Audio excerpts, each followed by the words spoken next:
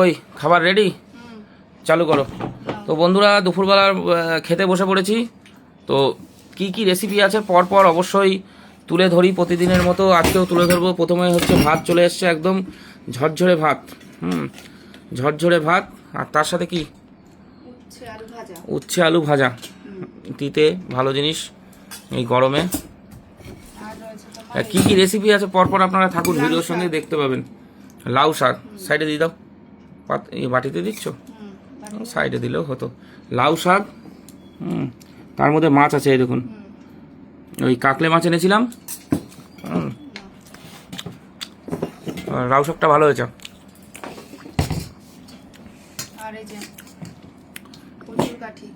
কচুর গাঠি, এটাও কাকলে মাছ দিয়ে। দেখুন দেশি মাছ খাচ্ছি এখন, কারণ হচ্ছে কাতলা টাতলা এত। এই দেখুন কাকলে মাছ, মাছগুলো হেভি টেস্ট। ওই রুই কাতলার থেকে অনেক শান্তি খেয়ে। থাক আর দিও না মাছ, অত মাছ কী হবে, তোমরা খাবা তো। ছেড়ে দাও ছেড়ে দাও, দাঁড়াও। আর কি আছে না শেষ? এখনো আছে একটা স্পেশাল জিনিস, এই যে দড়ি দিয়ে বাঁধা স্পেশাল জিনিস একটা আছে। জলটা দিতে ভুলে গেছিল, ঠিক আছে ও জল এখন কোনো। এটার মধ্যে কি আছে? সুতো দিয়ে বাঁধা। খুলে দর্শককে দেখাও, আসল জিনিস তো এর মধ্যেই, খাজানা। বুঝলেন? আজকে পাতাগুলো একটু ছোট হয়ে গেছে। পাতাগুলো ছোট হলেও লাউ পাতা, এই পাতাটা দিয়েই ভাত খাওয়া যাবে, একদম সুন্দর। আমাকে সবাই বলছে যে মাছ কিনে আপনারা খান রান্না করে নাকি লোককে দিয়ে দেন, সবাই জিজ্ঞেস করে এই কথাটা।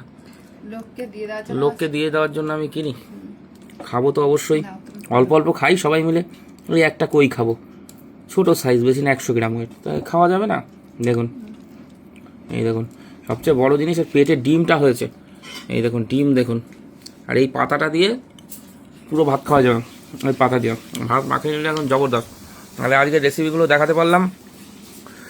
আর একবার আমি রিপিট করছি, উচ্ছে আলু ভাজা, সাথে আছে হচ্ছে লাউ শাক কাকলে মাছ দিয়ে, আর কাকলে মাছ দিয়ে গাঠি কচু, আর হচ্ছে কই মাছ লাউ পাতায় ভাপা। এই হচ্ছে টোটাল রেসিপি। আজকের রেসিপি কেমন হলো অবশ্যই জানাবেন। তোমরা বসে পড়ো, ওকে।